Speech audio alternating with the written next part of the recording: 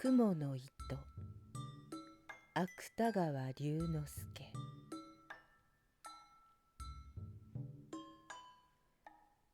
ある日のことでございます。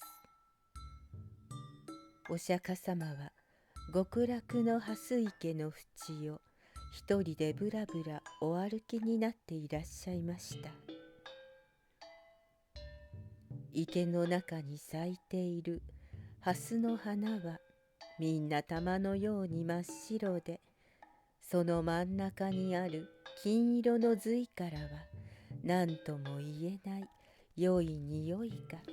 絶え間なくあたりへあふれております。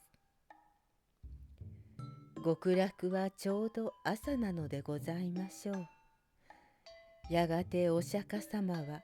その池の淵におたたずみになって、水の表を覆っている蓮の葉の間からふと下の様子をご覧になりました。この極楽の蓮池の下はちょうど地獄の底に当たっておりますから、水晶のような水を透き通して三途の川や針の山の景色がちょうど覗き眼鏡を見るようにはっきりと見えるのでございます。するとその地獄の底に神田田という男が一人、他の罪人と一緒にうごめいている姿がお目に留まりました。この神田田という男は人を殺したり家に火をつけたりいろいろ悪いことを働いた大泥棒でございますが、それでもたった一つ良いことをいたした覚えがございます。と申しますのは、ある時この男が深い林の中を通りますと、小さな雲が一匹道端を這っていくのが見えました。そこで神田田は早速足を上げて踏み殺そうといたしましたが、いやいや、これも小さいながら命のあるものに違いない。その命をむやみに取るということはいくらなんでもかわいそうだ。とこう急に思い返して、とうとうその雲を殺さずに助けてやったからでございます。お釈迦様は地獄の様子をご覧になりながら、この神田田には雲を助けたことがあるのをお思い出しになりました。そうしてそれだけの良いことをした報いには、できるならこの男を地獄から救い出してやろうとお考えになりました。幸いそばを見ますと、翡翠のような色をした蓮の葉の上に極楽の雲が一匹美しい銀色の糸をかけております。お釈迦様はその雲の糸をそっとお手にお取りになって、玉のような白蓮の間からはるか下にある地獄の底へまっすぐにそれをお下ろしなさいました。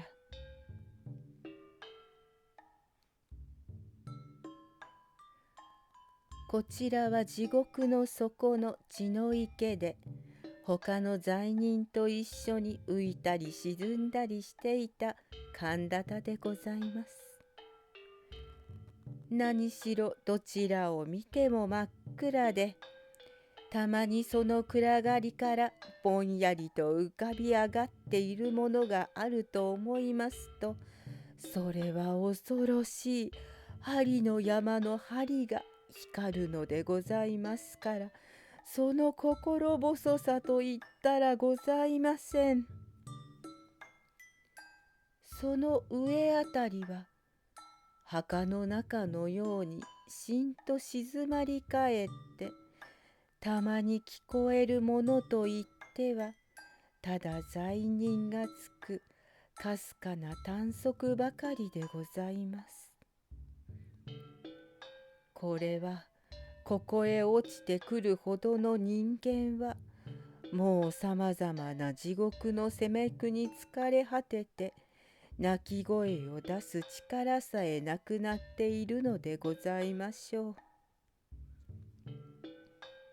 ですからさすがの大泥棒の神田田も、やはり血の池の血にむせびながら、まるで死にかかった蛙のように、ただもがいてばかりおりました。ところがある時のことでございます。何気なく神田田が頭を上げて血の池の空を眺めますと、そのひっそりとした闇の中を、遠い遠い天井から銀色の雲の糸がまるで人目にかかるのを恐れるように、一筋細く光りながら、するすると自分の上へ垂れてまいるのではございませんか。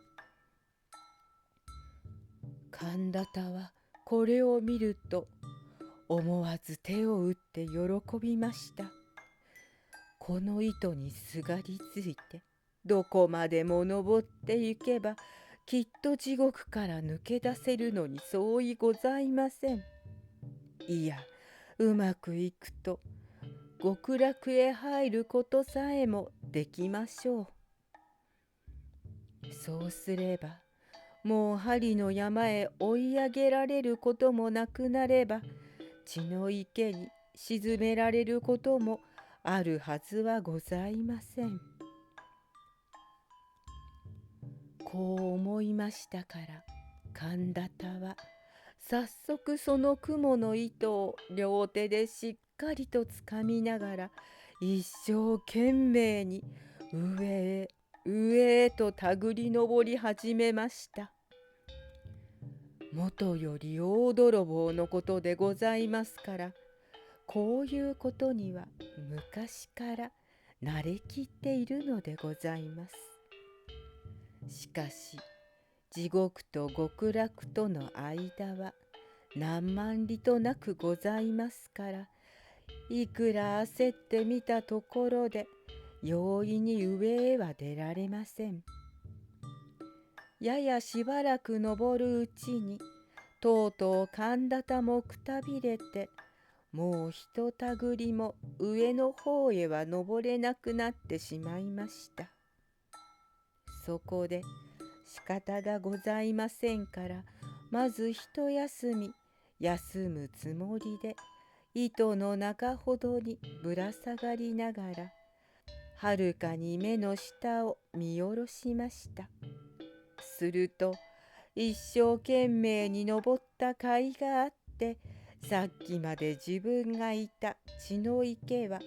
今ではもう闇の底にいつの間にか隠れております。それからあのぼんやり光っている恐ろしい針の山も足の下になってしまいました。この分で登ってゆけば、地獄から抜け出すのも存外わけがないかもしれません。神田田は両手を雲の糸に絡みながら、ここへ来てから何年にも出したことのない声で、閉めた閉めたはっはっはっはと笑いました。ところがふと気がつきますと、雲の糸の下の方には数限りもない罪人たちが自分の登った跡をつけて、まるでアリの行列のように、やはり上へ上へ一心によじ登ってくるではございませんか。神田田はこれを見ると驚いたのと恐ろしいのとで、しばらくはただバカのように大きな口を開いたまま目ばかり動かしておりました。自分一人でさえ切れそうなこの細い雲の糸がどうしてあれだけの人数の重みに耐えることができましょう。もし万一途中で切れたといたしましたら、せっかくここへまで登ってきたこの肝心な自分までも元の地獄へ逆落としに落ちてしまわなければなりません。そんなことがあったら大変でございます。が、そういう中にも罪人たちは何百となく何千となく真っ暗な血の池の底からうようよと這い上がって細く光っている雲の糸を一列になりながらせっせと登ってまいります。今のうちにどうかしなければ糸は真ん中から二つに切れて落ちてしまうのに違いありません。そこで神田田は大きな声を出して「こら罪人ども、この雲の糸は俺のものだぞ。お前たちは一体誰に聞いて登ってきた。降りろ降りろ!」とわめきました。その途端でございます。今まで何ともなかった雲の糸が急に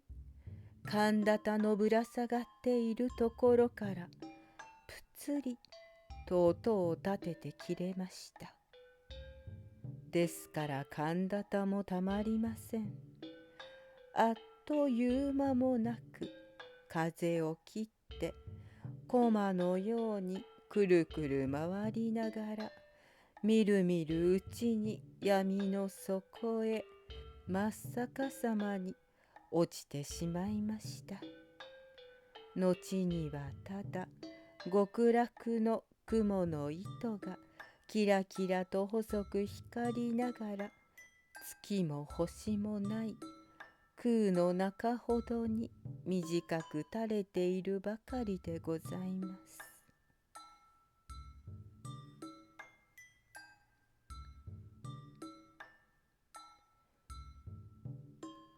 お釈迦様は極楽の蓮池の淵にお立ちになり、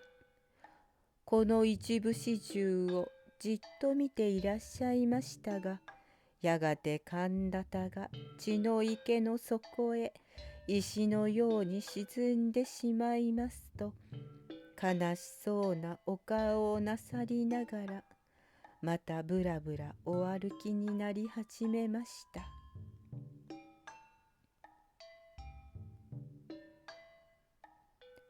自分ばかり地獄から抜け出そうとする神田田の無慈悲な心が、そうしてその心相当な罰を受けて元の地獄へ落ちてしまったのが、お釈迦様のお目から見ると浅ましくおぼしめされたのでございましょう。しかし極楽の蓮池の蓮は少しもそんなことには頓着いたしません。その玉のような白い花はお釈迦様のおみ足の周りにゆらゆらうてなを動かして、その真ん中にある金色の髄からは何とも言えない良い匂いが絶え間なくあたりへあふれております。極楽ももう昼に近くなったのでございましょう。